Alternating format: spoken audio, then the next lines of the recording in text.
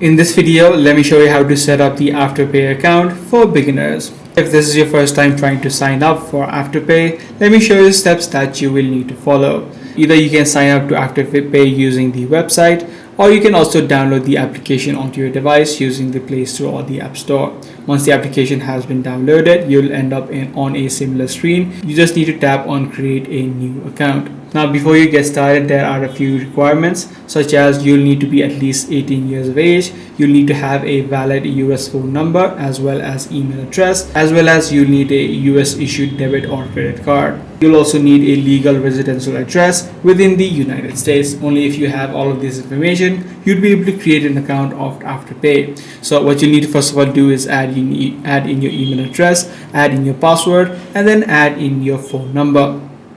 Once you complete this first step, in the next section, you need to add in a 6-digit verification code that has been sent to your phone number. Once you add in the code, in the next few steps, you need to add in your full name, your date of birth, provide your identity, as well as link your debit or credit card. Once you've done all of these steps, your account of Afterpay would be successfully created. So that's pretty much all there is to it.